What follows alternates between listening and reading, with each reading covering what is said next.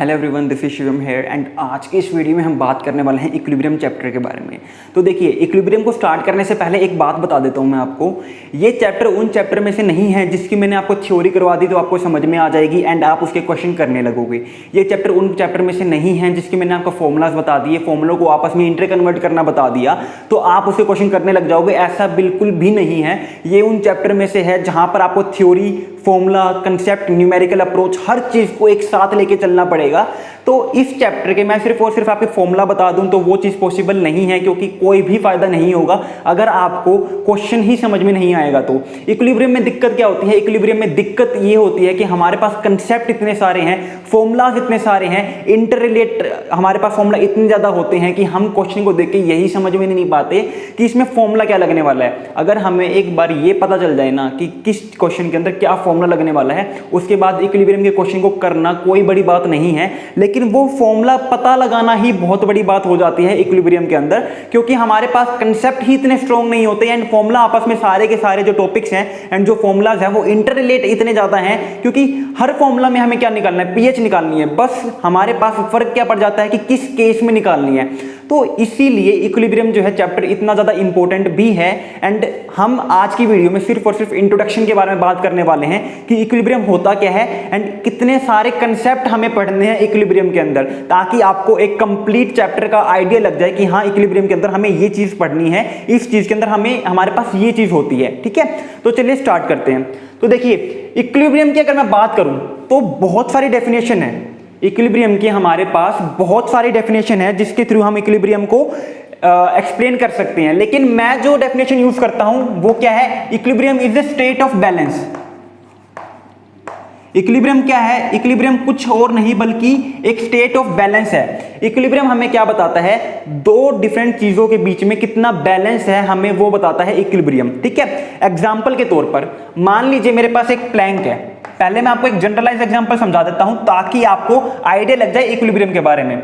मान लीजिए मेरे पास एक प्लैंक है, यहां पे मैंने वेट रख दिया, यहां पर मैंने वेट रख दिया, यहां पर मैंने वेट रखा है 2 kg, यहां पर मैंने वेट रख दिया 1 kg। तो एक बात बताओ, क्या ये इक्विलिब्रियम में होगा?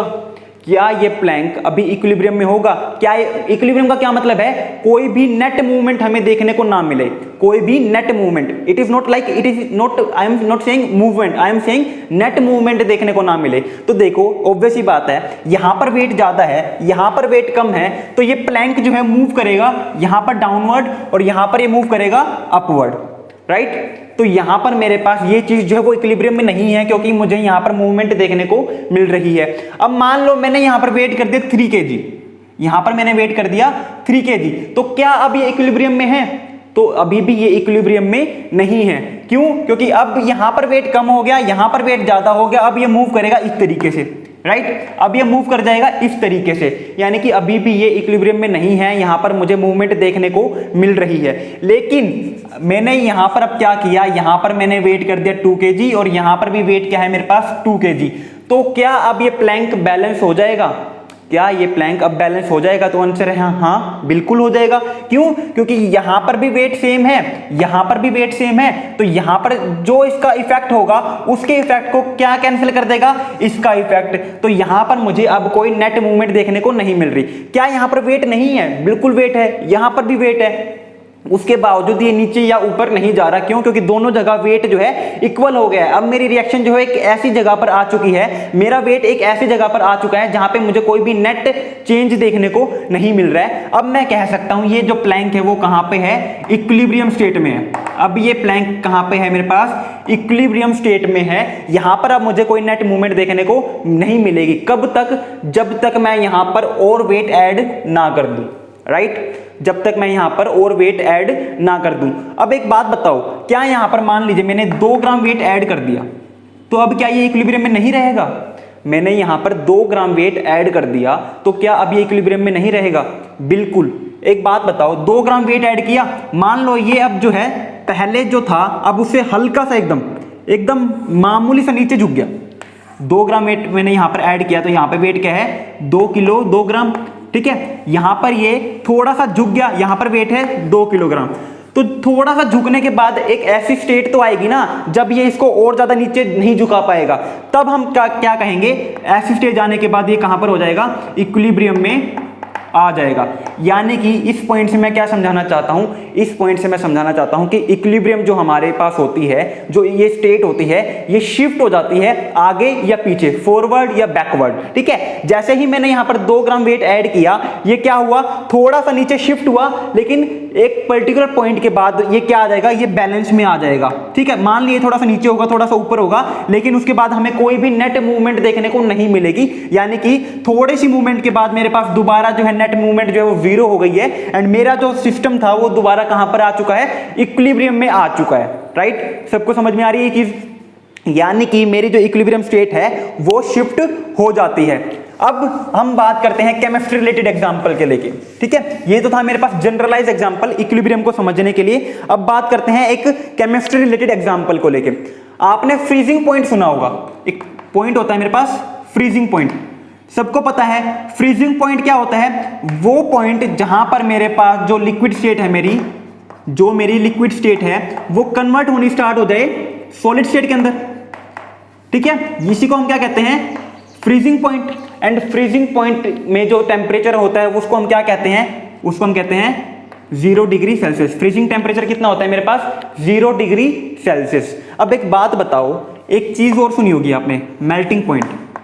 एक चीज और सुनी है आपने, मेल्टिंग पॉइंट। मेल्टिंग पॉइंट क्या होता है मेरे पास, वो पॉइंट जिसके बाद मेरे पास जो मेरा सॉलिड है वो किस में कन्वर्ट हो जाए, सॉलिड जो है मेरे पास लिक्विड स्टेट के अंदर कन्वर्ट हो जाए, उसे हम क्या कहते हैं, melting point. And melting point का टेम्परेचर क्या होता है, मेल्टिंग पॉइंट का टेम्परेचर सबको पता है 0 डिग्री सेल्सियस के बाद मेरे पास मेल्टिंग पॉइंट आने लग जाता है। यानी कि यहां पर मेरे पास क्या है, फ्रीजिंग पॉइंट भी मेरे पास 0 डिग्री है, मेल्टिंग पॉइंट भी मेरे पास 0 डिग्री है। ठीक है, 0 डिग्री से थोड़ा सा आगे करते ही मेरे पास क्या हो जाएगा, चीज मेल्ट होनी स्टार्ट हो जाती है। तो यहां पर मेरे पास क्या हो रहा है, 2 चीजें सेम टेम्परेचर शो कर रही है, फ्रीजिंग पॉइंट भी, मेल्टिंग पॉइंट भी। इसका मतलब क्या है, इसका मतलब क्या है, 0 डिग्री सेल्सियस मेरे पास वो टेम्परेचर है जहां पर मेरे पास सॉलिड और लिक्विड जो है वो आपस में इक्विलिब्रियम पे रहते हैं। 0 डिग्री सेल्सियस मेरे पास वो टेम्परेचर है जहां पर मेरे पास सॉलिड और लिक्विड जो है वो इक्विलिब्रियम पे रहते हैं। अब देखिए, जैसा कि मैंने आपको प्लैंक वाला एग्जांपल बताया था कि थोड़ा सा अगर मैंने वेट इंक्रीज कर दिया तो मेरे पास इक्विलिब्रियम जो है फॉरवर्ड या बैकवर्ड जो है शिफ्ट हो जाता है, ऊपर नीचे शिफ्ट हो रहा था। राइट, यहां पर मेरे पास क्या होगा, जैसे ही मैंने क्या किया, 0 डिग्री से मैंने क्या किया, 0 डिग्री में मैंने थोड़ा सा टेम्परेचर जो है वो इंक्रीज कर दिया। 0 डिग्री पहले से था, 0 डिग्री से मैंने थोड़ा सा टेम्परेचर इंक्रीज कर दिया, तो क्या होगा मेरे पास, अब जो सॉलिड था वो कहां पर कन्वर्ट होने लग जाएगा, लिक्विड स्टेट के अंदर कन्वर्ट होने लग जाएगा। और मैं क्या कहूंगा, मेरा जो इक्विलिब्रियम है वो कहां शिफ्ट हो रहा है, वो फॉरवर्ड शिफ्ट हो रहा है, वो कहां शिफ्ट हो रहा है, फॉरवर्ड शिफ्ट हो रहा है। लेकिन मैंने 0 डिग्री सेल्सियस पहले टेम्परेचर था, मैंने टेम्परेचर क्या किया, टेम्परेचर अब और डिक्रीज कर दिया, यानी कि अब मैंने टेम्परेचर 0 से कम कर दिया। लाइक मान लीजिए मैंने -1 डिग्री सेल्सियस कर दिया, तो मेरे पास जो लिक्विड स्टेट थी वो क्या होने लग जाएगी, वो सॉलिड में कन्वर्ट होने लग जाएगी। एंड मेरा जो इक्विलिब्रियम है, मैं क्या कहूंगा, कहां शिफ्ट हो रहा है, वो शिफ्ट हो रहा है आपकी बार बैकवर्ड। ठीक है, तो ये भी क्या है, एक इक्विलिब्रियम ही तो है। शिफ्ट होने के बाद ये एक ऐसी स्टेज पे आ जाएंगे जब ना तो और लिक्विड सॉलिड में कन्वर्ट हो रहा होगा और ना ही और सॉलिड लिक्विड में कन्वर्ट हो रहा होगा। उस स्टेट को हम क्या कह देंगे, इक्विलिब्रियम स्टेट कह देंगे। तो देखिए, मैंने क्या कहा था, इक्विलिब्रियम के अंदर हमें नेट चेंज देखने को नहीं मिलता है। 0 डिग्री सेल्सियस में ऐसा कभी भी नहीं होता कि एक पर्टिकुलर अमाउंट ही सॉलिड बन गई, एक पर्टिकुलर अमाउंट ही लिक्विड बन गई। यहां पर इक्विलिब्रियम का मतलब पता क्या है, सॉलिड लिक्विड में कन्वर्ट हो रहा है time to time, and liquid जो है सॉलिड में कन्वर्ट हो रहा है। यानी कि एक पर्टिकुलर अमाउंट का सॉलिड जो है एक पर्टिकुलर टाइम के अंदर लिक्विड में कन्वर्ट हो रहा है, एंड उतना ही लिक्विड वापस सॉलिड में कन्वर्ट हो रहा है। इसका मतलब है यहां पर ये इक्विलिब्रियम में है। ऐसा नहीं है कि कोई चेंज नहीं हो रहा, लेकिन नेट चेंज जो है वो 0 हो रहा होता है। इसीलिए हमारे पास जितना सॉलिड लिक्विड में कन्वर्ट हो गया उतना ही लिक्विड सॉलिड में कन्वर्ट हो गया। इसीलिए हम जो है इसमें डिफरेंस नहीं देख पाते हैं, लेकिन नेट मूवमेंट जो है वो 0 है, लेकिन मूवमेंट तो हो रही होती है। ठीक है, तो यहां पर मेरे पास इसीलिए जो है इक्विलिब्रियम हमें पढ़ना है, क्योंकि इसके अंदर हमें बहुत सारे कंसेप्ट जो है देखने होते हैं। अब मैं बात करता हूं कितने टाइप का इक्विलिब्रियम हमें पढ़ना है। हमारे पास बहुत सारे टाइप का इक्विलिब्रियम है, तो बात करते हैं कितने टाइप का इक्विलिब्रियम हमारे पास कोर्स के अंदर है। तो मेरे पास कोर्स के अंदर जो है 3 टाइप का इक्विलिब्रियम है। 2 कोर्स हैं, एक 11th 12th का कोर्स है और एक जो एमएससी के लिए प्रिपेयर कर रहे हैं उनका कोर्स है। तो मेरे पास तीन टाइप का इक्विलिब्रियम होता है। सबसे पहला होता है मेरे पास फिजिकल इक्विलिब्रियम, सबसे पहला होता है मेरे पास फिजिकल इक्विलिब्रियम। दूसरा मेरे पास होता है केमिकल इक्विलिब्रियम, दूसरा मेरे पास होता है केमिकल इक्विलिब्रियम, और तीसरा मेरे पास होता है फेज इक्विलिब्रियम। ठीक है, मैं आपको सिर्फ और सिर्फ सारा का सारा इंट्रोडक्शन इसलिए दे रहा हूं ताकि जब हम नए टॉपिक स्टार्ट करें इक्विलिब्रियम को लेके तो आपके जहन में एक आइडिया हो कि हाँ हमारे पास ये टॉपिक पढ़ना है, इसके अंदर ये था एंड इसकी ये इंपॉर्टेंस थी। क्योंकि मैं आपको साथ के साथ बताते चलने वाला हूं कि ये टॉपिक कितना इंपॉर्टेंट है आपके नेट के या फिर नीट के या फिर जेई या फिर एमएससी एंट्रेंस के लिहाज से। तो देखिए, अगर मैं आपके कोर्स की बात करूं तो जो 11th एंड 12th के स्टूडेंट हैं उनके कोर्स में सिर्फ और सिर्फ ये हैं, ये सिर्फ और सिर्फ किसके कोर्स में है? 11th एंड 12th के कोर्स में। अगर मैं बात कर दूं प्लस में फेज इक्विलिब्रियम, तो फेज इक्विलिब्रियम ऐड करते ही मेरा किसका कोर्स बन जाता है? एमएससी एंट्रेंस का कोर्स बन जाता है। तो फेज इक्विलिब्रियम जो है वो इंपॉर्टेंट है एमएससी एंट्रेंस के लिए जो प्रिपेयर कर रहे हैं उन स्टूडेंट्स के लिए। अब देखिए, इक्विलिब्रियम से हर साल क्वेश्चन आना कंफर्म है, एटलीस्ट नॉर्मल जो है 2 क्वेश्चन बन जाते हैं हर कॉम्पिटिटिव लेवल एग्जाम में। तो अगर मैं नीट के लिए बात करूं या फिर जेई के लिए बात करूं, ठीक है, तो एक क्वेश्चन यहां से बन जाता है नॉर्मली, एक क्वेश्चन यहां से बन जाता है, तो यहां से एक क्वेश्चन और यहां से एक क्वेश्चन बन जाता है। लेकिन वहीं मैं बात करूं अगर एमएससी एंट्रेंस के लिए, तो एमएससी एंट्रेंस के लिए क्या होता है? या तो मेरे पास केमिकल प्लस फेज का एक क्वेश्चन बनता है, या तो मेरे पास केमिकल से क्वेश्चन आएगा, फेज से क्वेश्चन आएगा, या फिर मेरे पास फिजिकल से क्वेश्चन आएगा और एक केमिकल से क्वेश्चन आएगा। तो या तो 2 क्वेश्चन यहां से बनते हैं जनरली, या फिर 2 क्वेश्चन यहां से बन जाते हैं मेरे पास, ठीक है। लेकिन केमिकल इक्विलिब्रियम से क्वेश्चन आना कंफर्म है, और इस चीज को आप बिल्कुल सोच के चलो। सबसे आसान मैं बताऊं तो फिजिकल इक्विलिब्रियम पढ़ना बहुत ईजी है, ये बहुत ईजी है करना। फेज इक्विलिब्रियम करना बहुत ईजी है। जहां पे बच्चों को दिक्कत आती है वो है केमिकल इक्विलिब्रियम। केमिकल इक्विलिब्रियम में मेरे पास 2 हैं। अगर मैं इसको फर्दर डिवाइड करूं तो मेरे पास 2 केमिकल इक्विलिब्रियम पढ़ने पड़ते हैं। एक तो मोलिकुलर, एक तो मेरे पास मोलिकुलर केमिकल इक्विलिब्रियम है, और दूसरा मेरे पास है आयनिक, ठीक है। ये जो है मोलिकुलर केमिकल इक्विलिब्रियम को एंड फिजिकल इक्विलिब्रियम को हम दोनों जो है साथ में पढ़ते हैं। इन दोनों को हम साथ में लेके चलते हैं क्योंकि इन दोनों को हम एक ही साथ जो है डिफाइन कर सकते हैं। लेकिन अगर मैं बात कर दूं आयनिक इक्विलिब्रियम की, तो जो बच्चों को डर लगता है ना केमिकल इक्विलिब्रियम से, जो बच्चे क्वेश्चन नहीं कर पाते इक्विलिब्रियम के, वो यही है। इसको तो स्टार मार्क कर लो।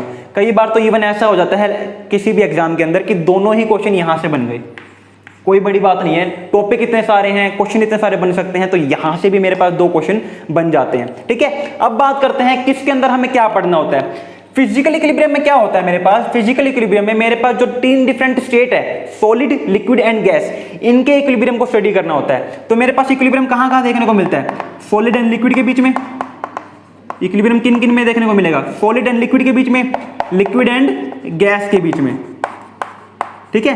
तो यहां पर हमें यह पढ़ना होता है कि किन स्टेट्स के अंदर जो है हमें इक्विलिब्रियम देखने को मिल रहा है एंड इनकी क्या प्रॉपर्टीज हैं, और उनके अंदर इक्विलिब्रियम कांस्टेंट वगैरह जो है वो कैसे निकाल सकते हैं, और कौन कौन से फैक्टर हैं जो इनको इफेक्ट करते हैं, वो अभी हम सारे का सारा देखने वाले हैं, ठीक है।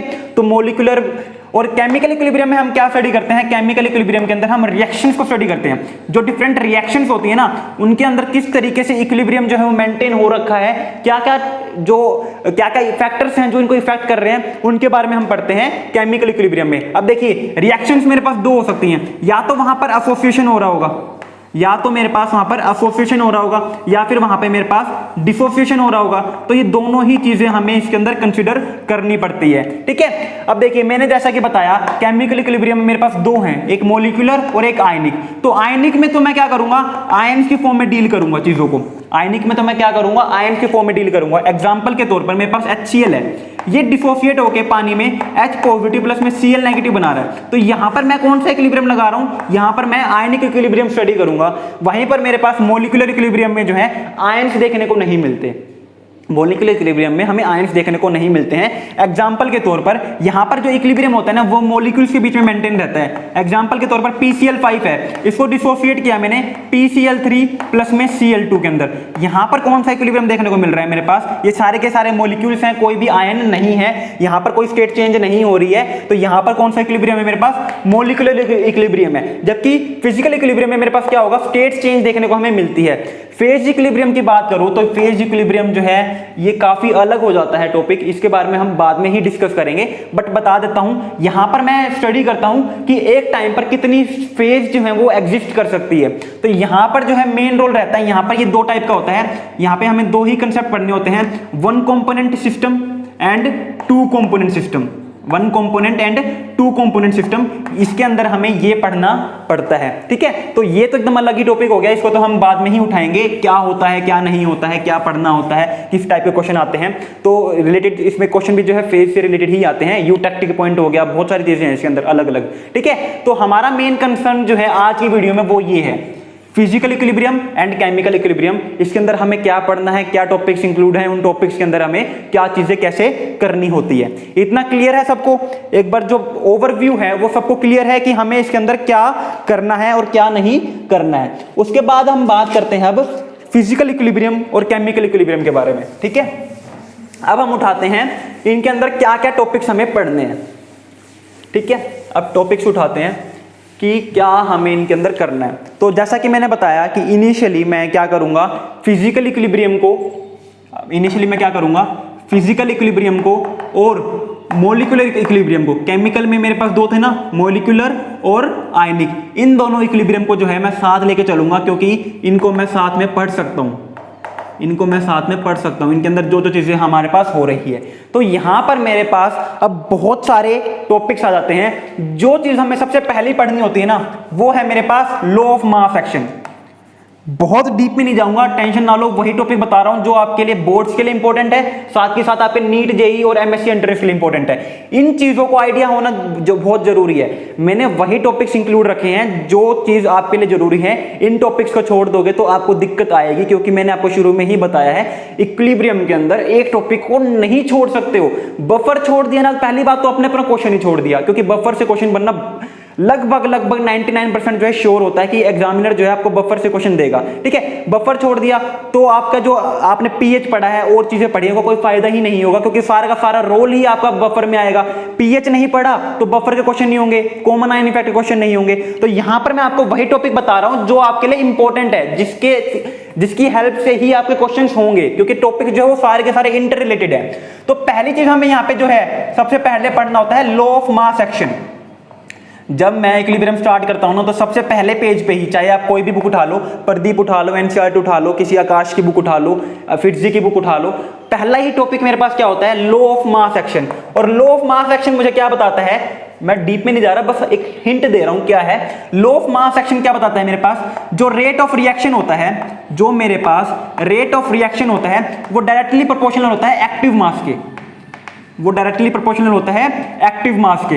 अब क्वेश्चन अराइज होता है कि एक्टिव मास क्या होता है, तो एक्टिव मास वो मास होता है जो किसी भी केमिकल रिएक्शन के अंदर पार्टिसिपेट करता है। एक्टिव मास वो मास होता है जो किसी भी केमिकल रिएक्शन के अंदर या फिर किसी भी रिएक्शन के अंदर हमारे पास पार्टिसिपेट करता है। एग्जांपल के तौर पर मेरे पास A है और B के साथ रिएक्ट करके वो क्या बना रहा है, C+D बना रहा है। मान लो A + B का जो टोटल मास है वो है 100 ग्राम, A + B का जो मास है वो है 100 ग्राम, लेकिन केमिकल रिएक्शन के अंदर सिर्फ और सिर्फ 60 ग्राम इसका वेट जो है वो यूज हो रहा है। तो अब एक बात बताओ, एक्टिव मास क्या होता है, एक्टिव मास वो मास होता है जो किसी भी केमिकल रिएक्शन के अंदर पार्टिसिपेट होता है। तो यहां पर मेरे पास एक्टिव मास क्या है, 60 ग्राम, क्योंकि इतना ही मेरे पास जो मास है वो रिएक्ट कर रहा है। तो अब एक बात बताओ, 100 ग्राम मास जो है वो डिसाइड करेगा कि कितना C+D बनेगा, या फिर 60 ग्राम मास डिसाइड करेगा कितना C+D बनेगा।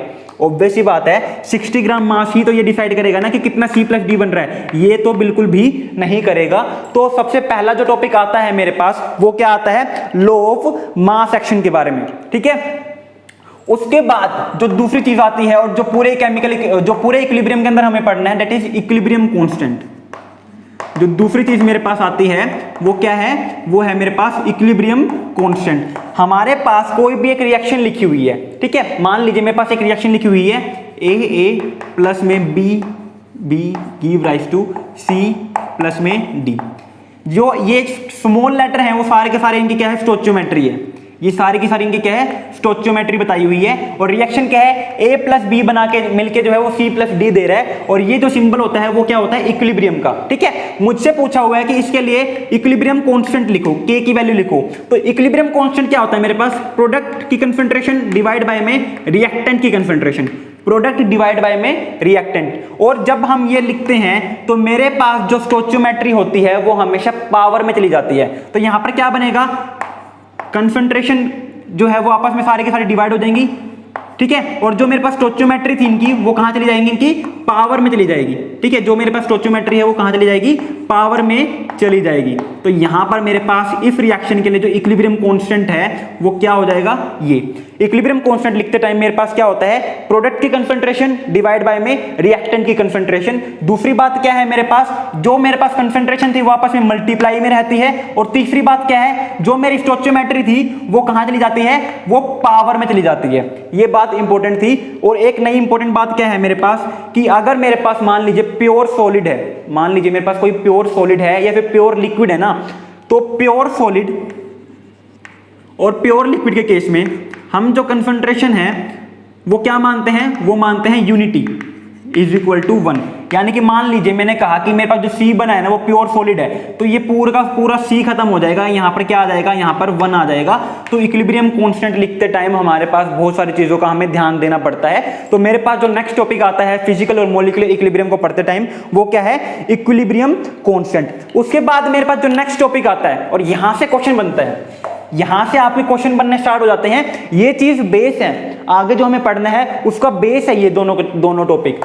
ये दोनों टॉपिक क्या है मेरे पास, बेस हैं। जो क्वेश्चन मेरे से पूछा जाता है, जो मेरे पास आता है एग्जाम के अंदर, वो क्या है, वो एक क्वेश्चन आ सकता है, relation between KP and KC, relation between KP and KC, कि केपी और केसी के बीच में क्या रिलेशन है। अब आपके माइंड में तो क्वेश्चन ये राइज हो रहा होगा कि केपी क्या है और केसी क्या है। तो मैंने अभी आपको बताया के क्या है मेरे पास, इक्विलिब्रियम कांस्टेंट है। बस फर्क क्या है, एक जगह मैंने पी लगा दिया और एक जगह मैंने क्या कर दिया, सी लगा दिया। तो इनमें क्या होता है, अगर मैं इक्विलिब्रियम कांस्टेंट को एक्सप्रेस कर रहा हूं in terms of partial pressure, अगर मैं इक्विलिब्रियम कांस्टेंट को एक्सप्रेस कर रहा हूं in terms of partial pressure, तो वो क्या बन जाता है, वो बन जाता है केपी। और अगर मैं इक्विलिब्रियम कांस्टेंट को एक्सप्रेस कर रहा हूं इन टर्म्स ऑफ कंसंट्रेशन, तो वो क्या बन जाता है मेरे पास, केसी।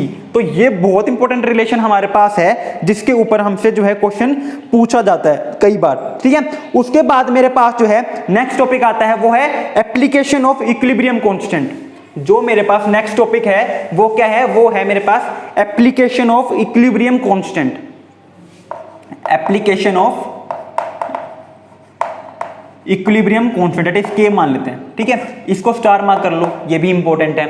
यहां पर हमारे पास जो है दो मेजर एप्लीकेशन पढ़ने को मिलती है। पहली तो क्या, पहली तो है एक्सटेंट ऑफ रिएक्शन, पहली तो क्या आती है, एक्सटेंट ऑफ रिएक्शन, कि मेरी जो रिएक्शन है वो कितनी एक्सटेंट तक होने वाली है। कहने का मतलब है कितना प्रोडक्ट मुझे देखने को मिलने वाला है, कितना अमाउंट में रिएक्टेंट जो है वो प्रोडक्ट में कन्वर्ट हो जाएगा, और फिर मेरे पास एक इक्विलिब्रियम स्टेट जो है वो अचीव हो जाएगी। और दूसरा मेरे पास क्या है, दूसरा मेरे पास है डायरेक्शन ऑफ रिएक्शन, दूसरा मेरे पास क्या है, डायरेक्शन ऑफ रिएक्शन। और यहां पे मेरे पास इस टॉपिक में एप्लीकेशन ऑफ इक्विलिब्रियम कांस्टेंट में यहां से क्वेश्चन पूछा जाता है, डायरेक्शन ऑफ रिएक्शन। कोई भी एक रिएक्शन है, मान लीजिए ये रिएक्शन है मेरे पास, मैंने कोई एक ये रिएक्शन दे दी। अब मैंने इसके अंदर क्या किया, इसके अंदर मैंने जो है प्रेशर चेंज कर दिया, या फिर मैंने टेम्परेचर चेंज कर दिया, कैटलिस्ट प्रोवाइड कर दिया, और कोई भी पर्टिकुलर कंडीशंस मुझे प्रोवाइड कर दे कि ये चीजें हो गई हैं। और हमसे अब पूछा हुआ है कि बताओ मेरी जो रिएक्शन है, मेरी जो रिएक्शन है वो फॉरवर्ड मूव करेगी या फिर बैकवर्ड मूव करेगी। उसी को हम क्या कहते हैं, डायरेक्शन ऑफ रिएक्शन। एंड ये किस चीज की प्रॉपर्टी है, ये एक एप्लीकेशन है इक्विलिब्रियम कांस्टेंट की। तो यहां से क्वेश्चन आने जो है बहुत इंपॉर्टेंट रहते हैं, कई बार बन जाते हैं। क्यों, क्योंकि इसके अंदर एक टॉपिक इंक्लूड होता है कि effect of on equilibrium constant. इसके अंदर क्या टॉपिक इंक्लूड होता है, effect of factors on equilibrium constant. यहां पर हमें ये चीज पढ़नी पड़ती है, और ये चीज जो है फिजिकल इक्विलिब्रियम के लिए बहुत इंपॉर्टेंट रहती है। तो मेरे पास बहुत सारे फैक्टर्स यहां पर हैं जो कि डिटरमाइन करने में हेल्प करते हैं कि मेरी जो रिएक्शन है वो फॉरवर्ड मूव करेगी या बैकवर्ड मूव करेगी, एंड उनका जो है इक्विलिब्रियम कांस्टेंट के ऊपर क्या इफेक्ट पड़ेगा, इक्विलिब्रियम कांस्टेंट इंक्रीज होगा, डिक्रीज होगा, या फिर मुझे क्या वहां पर देखने को मिलेगा। अगर मैं बात करूं effect of different factors on equilibrium constant, तो मेरे पास कौन कौन से फैक्टर हैं? मेरे पास बहुत सारे फैक्टर हैं। सबसे पहला और सबसे इंपॉर्टेंट क्या है मेरे पास? एक तो टेम्परेचर, कि मैंने जो है टेम्परेचर इंक्रीज कर दिया, टेम्परेचर डिक्रीज कर दिया, तो बताओ इक्विलिब्रियम कांस्टेंट के ऊपर क्या फर्क पड़ेगा। तो टेम्परेचर का क्या इफेक्ट पड़ेगा मेरी इक्विलिब्रियम कांस्टेंट के ऊपर, वो डिसाइड करने के लिए मुझे पहले ये पता होना चाहिए कि जो मेरी रिएक्शन है, जो मेरे पास गिवन रिएक्शन है, वो एंडोथर्मिक है या फिर एक्सोथर्मिक है। क्यों? क्योंकि एंडोथर्मिक रिएक्शन क्या होती हैं, जिनको हम टेम्परेचर प्रोवाइड करें तो वो फॉरवर्ड मूव करेगी। तो अगर मेरे पास रिएक्शन एंडोथर्मिक है तो मेरे पास टेम्परेचर इंक्रीज करने से क्या होगा, रिएक्शन जो है वो प्रोडक्ट की तरफ मूव ऑन करेगी, और मेरे पास जो प्रोडक्ट की कंसंट्रेशन है वो ज्यादा होगा, और मेरे पास जो इक्विलिब्रियम कांस्टेंट है वो इंक्रीज हो जाएगा। तो सबसे पहला फैक्टर जो आता है वो मेरे पास क्या आता है? टेम्परेचर। दूसरा मेरे पास क्या आता है? प्रेशर, कि प्रेशर इंक्रीज कर दिया या प्रेशर डिक्रीज कर दिया तो मेरे जो रिएक्शन है उसके ऊपर क्या इफेक्ट पड़ने देखने को मिलने वाला है। तीसरा फैक्टर मेरे पास जो है वो है कैटलिस्ट, ये इंपॉर्टेंट है। तीसरा मेरे पास क्या है? कैटलिस्ट। देखिए कैटलिस्ट क्या होता है? जो रेट ऑफ रिएक्शन को इंक्रीज कर देता है। कैटलिस्ट हमेशा वो पाथवे इन्वॉल्व करता है जिसमें मेरे पास जो रिएक्शन की जो एनर्जी चाहिए, रिक्वायर्ड एनर्जी जो होती है वो मिनिमम हो, मिनिमाइज कर देता है कैटलिस्ट मेरी रिएक्शन की रिक्वायर्ड एनर्जी को, जिससे मेरी रिएक्शन जो है वो फास्ट हो जाती है। तो एक क्वेश्चन पूछा हुआ है कि बताओ कौन सा फैक्टर इनमें से जो है इक्विलिब्रियम कांस्टेंट को इफेक्ट नहीं करेगा। ऑप्शन में क्या था मेरे पास? Temperature, pressure, catalyst and introduction of inert gas. तो आंसर क्या था उसका? कैटलिस्ट। क्यों? अब क्वेश्चन अराइज हो रहा है कि अभी तो आपने बताया कि कैटलिस्ट क्या करेगा, रिएक्शन को फास्ट कर देगा। तो देखिए अगर मेरे पास रिएक्शन इक्विलिब्रियम पे है ना, और मैंने कैटलिस्ट इंट्रोड्यूस करवा दिया, तो मेरा कैटलिस्ट क्या करता है, जितना फॉरवर्ड रेट इंक्रीज करेगा, जितना मेरे पास फॉरवर्ड रेट इंक्रीज करेगा ना, उतना ही मेरे पास वो बैकवर्ड रेट भी इंक्रीज कर देगा। यानी कि कैटलिस्ट जो है वो इक्वली फॉरवर्ड और बैकवर्ड रेट को इंक्रीज करता है। तो जितना मैंने उसको आगे पुश किया उतना ही मैंने उसको पीछे पुश कर दिया, तो नेट मूवमेंट क्या हो गई? जीरो हो गई, और इसी वजह से कैटलिस्ट का कोई इफेक्ट नहीं पड़ता है मेरे पास। और एक बार ये क्वेश्चन पूछा भी हुआ है। उसके बाद मेरे पास जो फोर्थ टॉपिक आता है वो आता है इंट्रोडक्शन ऑफ इनर्ट गैस। जो नेक्स्ट टॉपिक है मेरे पास इसके अंदर फैक्टर्स अफेक्टिंग इक्विलिब्रियम कांस्टेंट, उसमें क्या है? Introduction of inert gas. And ये भी बहुत इंपॉर्टेंट है क्योंकि यहां पर मेरे पास जो है इंट्रोडक्शन ऑफ इनर्ट गैस जो है उसके अंदर फर्दर दो टॉपिक इंक्लूड हो जाते हैं मेरे पास। एक तो क्या, एट कॉन्स्ट की जो मैंने इनर्ट गैस इंट्रोड्यूस की है उसके लिए दो कंडीशन प्रोवाइड कर दी है कि मैंने जैसे ही इनर्ट गैस इंट्रोड्यूस की, मेरा जो प्रेशर है वो कांस्टेंट रहे, तब क्या इफेक्ट पड़ेगा। ठीक है। और दूसरा मेरे पास क्या आता है? दूसरा मेरे पास केस है जब मेरे पास वॉल्यूम कांस्टेंट रहे। तो इसका मतलब क्या है? ये इंपॉर्टेंट है मेरे पास। One of the most important factor जो है वो ये है कि इसको इंट्रोडक्शन ऑफ इनर्ट गैस, जैसे ही हमने इनर्ट गैस इंट्रोड्यूस करवाई तो मेरी रिएक्शन के ऊपर और इक्विलिब्रियम कांस्टेंट के ऊपर क्या इफेक्ट पड़ेगा। इसमें दो केस बनते हैं कि जैसे ही मैंने इंट्रोड्यूस करवाई इनर्ट गैस तो मेरा प्रेशर चेंज ना हो, और दूसरा केस क्या बनता है मेरे पास, वहां पर वॉल्यूम चेंज ना हो। तो यहां पर मेरे पास जो है ये टॉपिक्स हैं इसके अंदर। और एक जो लास्ट टॉपिक मेरे पास अब आता है, जो मेरे पास फिजिकल इक्विलिब्रियम के अंदर आता है, वो है relation between equilibrium constant and temperature. जो मेरे पास अब एक और लास्ट टॉपिक आता है, बस ये टॉपिक खत्म हो गए हैं, इतना ही हमें पढ़ना होता है इक्विलिब्रियम को, फिजिकल एंड मॉलिक्यूलर इक्विलिब्रियम के अंदर। तो मेरे पास जो लास्ट टॉपिक है वो क्या है? Relation between equilibrium constant and temperature, कि मैंने टेम्परेचर चेंज किया तो इक्विलिब्रियम कांस्टेंट के ऊपर क्या फर्क पड़ेगा, क्या उसकी वैल्यू निकल के आएगी, इनके बीच में जो है रिलेशन है। अब टेम्परेचर मेरे पास यहाँ पर दो केस बनते हैं, या तो मैंने टेम्परेचर जो है एक ही बार चेंज किया है, या फिर मेरे पास दो टेम्परेचर कंडीशन प्रोवाइड है, या फिर मेरे पास दो टेम्परेचर कंडीशन जो है प्रोवाइड है। तो इन दोनों के लिए जो है अलग अलग फॉर्मूले हो जाते हैं। तो मेरे पास यहाँ पर फॉर्मूला क्या बनता है? ln k is equal to ln a minus delta h by RT। ठीक है। अगर मेरे पास एक ही टेम्परेचर गिवन है तो यहां पर मेरे पास इस तरीके से इस रिजल्ट के थ्रू मैं जो है अपना क्या इफेक्ट पड़ेगा इक्विलिब्रियम कांस्टेंट के ऊपर वो निकाल सकता हूं। अगर मेरे पास दो डिफरेंट टेम्परेचर गिवन है तो वहां पर मैं क्या करूंगा, वहां पर मेरे पास फॉर्मूला बन जाता है ln k2 बाय k1। ठीक है, एक सेकेंड। तो वहां पर मेरे पास क्या फॉर्मूला बन जाता है, ln K2/K1 is equal to delta H by 2.303 R is equal to delta H by 2.303 R 1/T1 minus 1/T2। तो इस तरीके से मैं निकाल सकता हूं कि इक्विलिब्रियम कांस्टेंट क्या मेरे को देखने को मिलने वाला है। और ये मेरे पास कुछ एक टॉपिक्स हैं जो कि मुझे पढ़ने होते हैं फिजिकल एंड मोलिकुलर इक्विलिब्रियम को मिला के। अब हम बात करते हैं एकदम अलग, दैट इज केमिकल इक्विलिब्रियम के अंदर आयनिक इक्विलिब्रियम, जो सबसे इंपॉर्टेंट है, सबसे खतरनाक है। जब मैं 11th में था मेरे तो पल्ले पड़ी नहीं थी, मेरे से तो एक भी क्वेश्चन नहीं हुआ करता।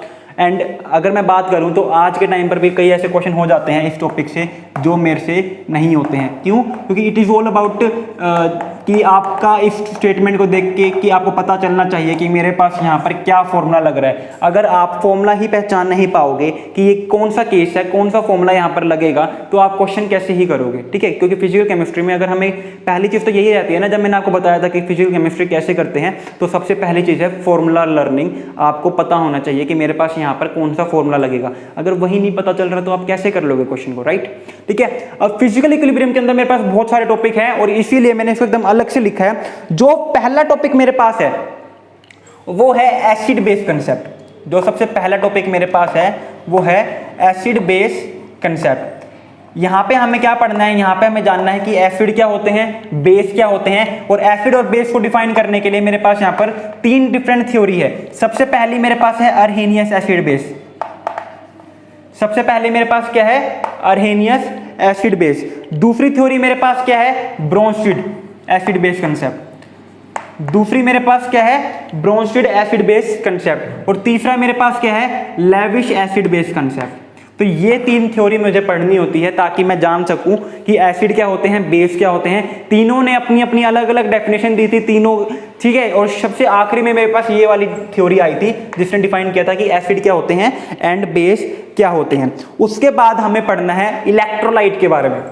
यहां से ये तो जस्ट एक थ्योरेटिकल पोर्शन है, उसके बाद मुझे क्या पढ़ना है, इलेक्ट्रोलाइट के बारे में। अब क्वेश्चन अराइज होता है कि इलेक्ट्रोलाइट क्या होते हैं। इलेक्ट्रोलाइट वो सब्सटेंस होते हैं जो कि मोल्टन स्टेट में जाने के बाद इलेक्ट्रिसिटी कंडक्ट करवा सकते हैं अपने सॉल्यूशन में से। उन्हें हम क्या कहते हैं, इलेक्ट्रोलाइट कहते हैं। और इलेक्ट्रोलाइट मेरे पास 2 होते हैं, एक स्ट्रॉन्ग इलेक्ट्रोलाइट और एक मेरे पास होते हैं वीक इलेक्ट्रोलाइट, राइट। ये 2 टाइप के मेरे पास इलेक्ट्रोलाइट देखने को मिलते हैं। स्ट्रॉन्ग इलेक्ट्रोलाइट में क्या होते हैं, स्ट्रॉन्ग इलेक्ट्रोलाइट में हमारे पास स्ट्रॉन्ग एसिड आते हैं और स्ट्रॉन्ग बेस आते हैं। स्ट्रॉन्ग इलेक्ट्रोलाइट में स्ट्रॉन्ग एसिड आते हैं, स्ट्रॉन्ग बेस आते हैं। और वीक इलेक्ट्रोलाइट में मेरे पास वीक एसिड और वीक बेस आते हैं, ठीक है। अब क्वेश्चन अराइज होता है कि क्यों, क्योंकि देखिए जितना ज्यादा मेरे पास कोई भी चीज जो है मोल्टन स्टेट में जाने के बाद डिसोसिएट हो जाएगी, उतनी ही ज्यादा वो इलेक्ट्रिसिटी जो है आराम से कंडक्ट करवा पाएगी। और स्ट्रॉन्ग एसिड और स्ट्रॉन्ग बेस क्या होते हैं, जो सबसे ज्यादा डिसोसिएट हो जाते हैं, जो वाटर में जाने के बाद कंप्लीटली डिसोसिएट हो जाते हैं, उन्हीं को हम क्या कहते हैं, उन्हीं को हम इलेक्ट्रोलाइट कहते हैं ना, स्ट्रॉन्ग इलेक्ट्रोलाइट, ठीक है। स्ट्रॉन्ग एसिड और स्ट्रॉन्ग बेस क्या होता है, जो कंप्लीटली डिसोसिएट हो जाते हैं। तो ज्यादा डिसोसिएट होंगे तो ज्यादा इजीली और ज्यादा अच्छे से जो है वो इलेक्ट्रिसिटी कंडक्ट करवा पाएंगे। जबकि वीक एसिड और वीक बेस क्या होते हैं, जो कि कम इलेक्ट्रिसिटी, कम डिसोसिएट होते हैं वाटर स्टेट में जाने के बाद, ठीक है। अब यहां पर मेरे पास क्या आता है, यहां पर मेरे पास कंसेप्ट आता है। इसको जानने के लिए हमारे पास देखिए, जब हम बफर सॉल्यूशन करेंगे, जब हम सोल्ट पढ़ेंगे ना, तो वहां पर आपको पता होना चाहिए क्या स्ट्रॉन्ग एसिड होते हैं, क्या वीक एसिड होते हैं, क्या स्ट्रॉन्ग बेस होते हैं, क्या वीक बेस होते हैं। तो ये बहुत इंपॉर्टेंट टॉपिक है। और यहां पर हम जो है 2 चीजें देखते हैं, एक तो आयनाइजेशन के बारे में, एक तो हम देखते हैं आयनाइजेशन के बारे में, और एक हम देखते हैं डिसोसिएशन के बारे में। एक हम देखते हैं डिसोसिएशन के बारे में। एंड जनरली यहां से देखिए कोई भी क्वेश्चन नहीं बनेगा, मैं बता रहा हूं आपको, यहां से आपका एग्जाम के अंदर कोई क्वेश्चन नहीं आएगा अगर आप एंट्रेंस के किसी भी कंपटीशन लेवल एग्जाम के लिए प्रिपेयर कर रहे हैं। लेकिन ये टॉपिक पढ़ना जरूरी है, क्योंकि जैसे जैसे हम आगे बढ़ेंगे ना, ये टॉपिक बहुत इंपॉर्टेंट है, इंक्लूड होता है, ताकि ये टॉपिक हमें जानने में हेल्प करता है strong acid, strong base, weak acid, weak base के बारे में जानने के लिए। और यहां से ही एक लॉ निकल के आता है, that is Oswald dilution law, that is Oswald dilution law. ये और ये जो है ये बोर्ड में पढ़ लिया जाता है कई बार, ये जो है बोर्ड एग्जाम में हमें इसके बारे में पूछा जाता है कि बताओ what is Oswald dilution law. उसके बाद आयनिक इक्विलिब्रियम के अंदर जो नेक्स्ट टॉपिक आता है, नेक्स्ट इंपॉर्टेंट टॉपिक आता है, यहां से क्वेश्चन बनता है, यहां से कंफर्मली क्वेश्चन बन जाता है आराम से, कोई दिक्कत नहीं है। एग्जामिनर अगर आपके ऊपर मेहरबान हो रहा हो तो यहां से आपको क्वेश्चन देके फ्री के मार्क्स प्रोवाइड कर देता है, दैट इज पीएच। जो मेरे पास टॉपिक है वो क्या है, पीएच। पीएच क्या होती है, अब जितने भी टॉपिक बताऊंगा ना सारे पीएच रिलेटेड है। ये टॉपिक समझ में नहीं आया, इसका कंसेप्ट अगर आपको समझ में नहीं आया तो सारे टॉपिक उड़ गए आयनिक इक्विलिब्रियम के। और शर्त यह बात है, एक भी क्वेश्चन नहीं होगा अगर पीएच समझ में नहीं आई तो, ठीक है। तो पीएच के अंदर हमें जो है दो डिफरेंट चीज़ों की हमें पीएच जो है निकालनी पड़ती है। एक तो मेरे पास जो है सॉल्यूशन की बीच पीएच, या फिर मुझसे कह दिया कि बताओ एक पर्टिकुलर एसिड जो है उसकी पीएच क्या होगी, या फिर मेरे पास जो एक बेस है उसकी पीएच क्या होगी। पीएच और पीओएच के बीच में क्या रिलेशन होता है, KW क्या होता है, ये सारा का सारा कंसेप्ट मेरे पास कहाँ आता है, पीएच के अंदर आता है। इस टॉपिक का नाम ही पीएच है। बफर सॉल्यूशन लोगे वहां पर भी आपको एंड में जाके पीएच निकालनी है। कॉमन आयन इफेक्ट है, वहां पर भी पीएच का ही रोल है। या फिर जो भी हम हाइड्रोलिसिस, सोल्ट हाइड्रोलिसिस जो करते हैं सबसे इंपॉर्टेंट है, वहां पर भी एंड में हमारे पास 4-5 जो डिफरेंट फॉर्मुलाज होते हैं वो सारे के सारे मेरे पास किसको रिलेटेड होते हैं, पीएच को लेके ही होते हैं। यानी कि जो मेरा मेन आयनिक इक्विलिब्रियम है उसका बेस जो है वो यहां से स्टार्ट हो जाता है। अब पीएच जो है वो हमसे पूछा जा सकता है कि बताओ इस सॉल्यूशन की पीएच क्या है। एग्जांपल के तौर पे मुझसे कहा हुआ है बताओ 10⁻⁻² नॉर्मल CaOH का होल ट्वाइस है, इसकी पीएच क्या होगी। हमसे क्या पूछा हुआ है, इसकी पीएच क्या होगी, जबकि हमें पता ही है क्या है, मेरे पास बेस है। तो मैं क्या करूंगा, मैं पहले इसकी POH निकाल लूंगा, उसके बाद मैं जो है उसको जो है पीएच में कन्वर्ट करूंगा। तो यहां पर मेरे पास बेस आता है। मुझे कहा हुआ है कि बताओ 10⁻⁻1 मोलर HCl की पीएच क्या होगी। अब मोलर क्या होता है, नॉर्मल क्या होता है, यहाँ पर वैलेंसी फैक्टर का जो है बहुत इंपॉर्टेंट रोल प्ले रहता है। तो ये चीज़ आपको आनी चाहिए। मोल कंसेप्ट के ऊपर मैंने पूरी वीडियोस बनाई हुई हैं, वो जाके देख लो ताकि आपको समझ में आ जाए वैलेंसी फैक्टर क्या होता है, मोलैरिटी क्या होती है, नॉर्मेलिटी क्या होती है, ठीक है। और जैसा कि मैंने आपको शुरू में ही बताया था कि केमिस्ट्री के अंदर कोई भी चैप्टर खराब नहीं होता है। हर चैप्टर का अपना एक इंपॉर्टेंस है और वो कहीं ना कहीं आपके दूसरी जगह पे आके हेल्प करने वाला है। तो इस तरीके से हमारे पास जो है पीएच के जो है क्वेश्चन आते हैं। एक इसके अंदर एक चीज हो रहा है, पीएच स्केल के बारे में हमें जानना होता है कि पीएच स्केल क्या होता है, राइट। तो ये हमें जो है इस छोटे से टॉपिक के अंदर जो है डिटेल्स पूछी जाती है और हमें पढ़ना होता है। उसके बाद मेरे पास जो नेक्स्ट टॉपिक आता है वो है कॉमन आयन इफेक्ट। जो मेरा नेक्स्ट टॉपिक है वो क्या है, कॉमन आयन इफेक्ट के बारे में। तो देखिए नाम से समझ में आ रहा है मुझे कॉमन आयन इफेक्ट क्या होता है। टॉपिक क्या है मेरे पास, टॉपिक है कॉमन आयन इफेक्ट। तो देखिए मान लीजिए मेरे पास एक स्ट्रॉन्ग एसिड है HCl, इसको मैंने डिसोसिएट किया, क्या बनेगा H पॉजिटिव प्लस में Cl नेगेटिव। एक मेरे पास वीक एसिड है CH3COOH, ठीक है। ये डिसोसिएट किस में हो जाएगा, H पॉजिटिव प्लस में CH3COO नेगेटिव। देखिए यहां पर मेरे पास क्या है, common ion effect. Common ion यानी कि जो आयन कॉमन है, यहां पे इन दोनों के अंदर कौन सा कॉमन है, H पॉजिटिव, राइट। अब देखिए होगा क्या, जो मेरे पास स्ट्रॉन्ग एसिड होता है और एक मेरे पास वीक एसिड होता है, तो स्ट्रॉन्ग एसिड में जो कॉमन आयन है ना, ये क्या करेगा, ये जो है वीक एसिड को ब्रेक होने में सप्रेशन कर देगा, ठीक है। जिसकी वजह से यहां पर जो इक्विलिब्रियम है वो सारा का सारा बैकवर्ड रहेगा। यहां पर इक्विलिब्रियम क्या है, बैकवर्ड रहेगा। होगा क्या, ये भी H पॉजिटिव दे रहा है, ये भी H पॉजिटिव दे रहा है, लेकिन हमारे सॉल्यूशन के अंदर एक लिमिटेड कंसंट्रेशन तक ही हमारे पास H पॉजिटिव आएगा। तो ये ज्यादा स्ट्रॉन्ग एसिड है तो जल्दी जल्दी डिसोसिएट हो जाएगा, ज्यादा H पॉजिटिव प्रोवाइड कर देगा। तो यानी कि अब मुझे सॉल्यूशन में H पॉजिटिव की रिक्वायरमेंट नहीं है, जिसकी वजह से जो CH3COOH जो है, जो वीक एसिड है, वो H पॉजिटिव दे रहा था ब्रेक करके, ये नहीं दे पाएगा इसकी वजह से। और मेरे पास जो रिएक्शन है वो कहां पर शिफ्ट हो जाएगी, बैकवर्ड। क्योंकि जब मेरे पास रिएक्शन जो है बैकवर्ड शिफ्ट होगी तभी तो उसका डिसोसिएशन रुकेगा ना। और इसी को हम क्या कहते हैं, कॉमन आयन इफेक्ट, यानी कि suppression of dissociation of weak acid due to common ion, due to common ion. तो इसके बारे में हमें पढ़ना है, इसके ऊपर भी हमारे पास एक क्वेश्चन बन जाते हैं। और जो नेक्स्ट टॉपिक मेरे पास है वो है बफर सॉल्यूशन, जहां से मैंने बताया कि लिख के रखो क्वेश्चन आएगा, बफर सॉल्यूशन से तो क्वेश्चन आएगा ही आएगा, ठीक है। नेक्स्ट टॉपिक क्या है मेरे पास, बफर सॉल्यूशन। बफर सॉल्यूशन क्या होता है, इसके अंदर भी हमें पीएच वगैरह ही निकालनी पड़ती है। जैसे कि मैंने आपको बताया था, जितने भी अब टॉपिक बता रहा हूँ सारे जगह मुझे पीएच के साथ ही खेलना है। तो पीएच का इंपॉर्टेंस आपको पता होना चाहिए, उसका बेस जो है आपको क्लियर होना चाहिए। तो देखिए बफर सॉल्यूशन क्या होते हैं मेरे पास, मान लीजिए कोई भी एक सॉल्यूशन है जिसको मैंने कह दिया ये बफर सॉल्यूशन है। अगर इसके अंदर मैं बहुत कम अमाउंट में स्ट्रॉन्ग एसिड डाल दूं या फिर मान लीजिए स्ट्रॉन्ग बेस डाल दूं, ठीक है, और बहुत कम अमाउंट में ये चीज डालने के बाद इस सॉल्यूशन की जो पीएच है वो चेंज ना हो, वो चेंज ना हो तो मैं क्या कहता हूं, वो सॉल्यूशन क्या है मेरे पास, बफर सॉल्यूशन। तो बफर सॉल्यूशन वो सॉल्यूशन होते हैं जो कि पीएच चेंज को रेजिस्ट करते हैं। और बफर सॉल्यूशन के लिए हमारे पास बहुत सारे टॉपिक रहते हैं, इसके अंदर सब टॉपिक इंक्लूड रहते हैं, जिसके बारे में हम जब बफर सॉल्यूशन पढ़ेंगे तब बात करेंगे। और यहां से क्वेश्चन जो है कंफर्म बनता है, कंफर्म ही बनता है, ठीक है। और एक जो और इंपॉर्टेंट टॉपिक है वो है सोल्ट हाइड्रोलिसिस। वो क्या है, सोल्ट हाइड्रोलिसिस। तो नाम से समझ में आ रहा है, यहां पर मैं क्या करूंगा, मेरे पास कोई भी एक सोल्ट है, उसको मैं हाइड्रोलिसिस कर दूंगा, उसकी मैं यानी कि वाटर के साथ रिएक्ट कर दूंगा, और मुझे क्या देखने को मिलता है, मुझे वहां पे एक एसिड देखने को मिलेगा, एक बेस देखने को मिलेगा और एक न्यूट्रल सॉल्यूशन देखने को मिल जाएगा, ठीक है। एक एसिड, एक बेस एंड एक न्यूट्रल सॉल्यूशन। और यहां पर मेरे पास जो है फिर मैं यहाँ पे इनके निकालता हूं, पीएच निकालता हूं। हमारे पास सोल्ट हाइड्रोलिसिस में ले दे के क्या निकालनी होती है, पीएच निकालनी होती है। मेरे पास जो सोल्ट हाइड्रोलिसिस में है उसके अंदर 4 टाइप के मेरे पास सॉल्यूशन होते हैं, उसके अंदर मेरे पास 4 टाइप के सॉल्यूशन होते हैं। पहला क्या, स्ट्रॉन्ग एसिड प्लस में स्ट्रॉन्ग बेस, या तो ये होगा। दूसरा क्या, स्ट्रॉन्ग एसिड प्लस में वीक बेस। तीसरा क्या मेरे पास, वीक एसिड प्लस में वीक बेस। और चौथा क्या होता है मेरे पास, स्ट्रॉन्ग बेस प्लस में वीक एसिड। तो ये मेरे पास 4 टॉपिक देखने को मिलते हैं। चारों के लिए पीएच निकालने का अलग फॉर्मूला है, और इसीलिए मैंने आपको कहा था आपको इलेक्ट्रोलाइट वाला कंसेप्ट जो है आना चाहिए, क्योंकि वहां पर हम क्या पढ़ेंगे, strong weak acid base concept पढ़ेंगे। और आपको अगर क्या फॉर्मूला लगेगा वो पहचानना है, तो आपको ये तो पता चलना चाहिए ना, जो मेरे पास क्वेश्चन है उसमें कौन सा केस अप्लाई हो रहा है, ये वाला, ये वाला, ये वाला, ये वाला, ठीक है। तो इसीलिए सोल्ट हाइड्रोलिसिस जो है बहुत इंपॉर्टेंट रहता है। यहां से भी मेरे पास जो है क्वेश्चन उठ के आ जाता है।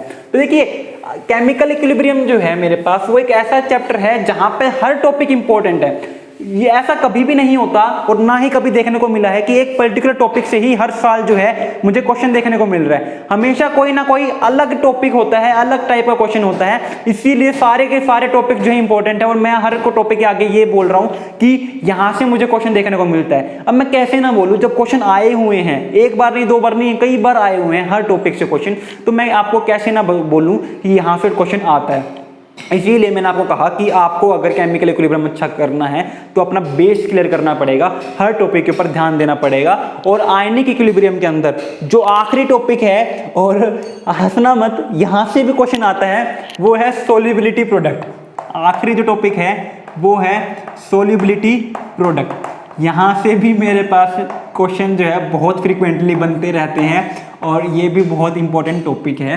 तो इसके बारे में हम डिफाइन नहीं करेंगे, जब हम सोल्युबिलिटी प्रोडक्ट कैसे निकालते हैं वो देखेंगे, तब आपको सब चीज़ें क्लियर हो जाएगी। आई होप आपको वीडियो थोड़ी सी इंफॉर्मेटिव लगी होगी, कि हाँ आपको आइडिया हो गया होगा कि chemical equilibrium, molecular equilibrium, physical equilibrium, phase equilibrium, इनके अंदर हमें क्या पढ़ना होता है। एक डिटेल आइडिया मिल गया होगा कि इक्विलिब्रियम के अंदर हमें करना क्या है, और ये इतना ज़्यादा इंपॉर्टेंट क्यों है, क्योंकि यहाँ से क्वेश्चन जो है वो 2 क्वेश्चन तो एटलीस्ट आते ही आते हैं। डिपेंडिंग अपॉन कि एग्जामिनर जो है वो कितना मेहरबान है तो 2 ही देगा, और कम मेहरबान होगा तो 3-4 भी दे देगा, क्योंकि इक्विलिब्रियम के क्वेश्चन हिलाने थोड़े से मुश्किल रहते हैं, क्योंकि उसके कंसेप्ट को समझना एंड क्या फॉर्मूला लगेगा उसको समझना जो है थोड़ा सा मुश्किल हो जाता है। सो आई होप थोड़ा सा आपको बड़ी वीडियो देख के थोड़ा सा सोचा भी होगा कि यार इतनी सारी बड़ी वीडियो बन गई, बट इट इज़ इम्पॉर्टेंट, क्योंकि मुझे पूरा का पूरा इक्विलिब्रियम आपको एक ही वीडियो में समझाना था कि इसके अंदर हमें करना क्या है, ठीक है। अब धीरे धीरे वीडियो दर वीडियो हम इनके पर्टिकुलर टॉपिक्स को उठाते चलेंगे और आपको समझाते चलेंगे। So thank you very much, have a good day.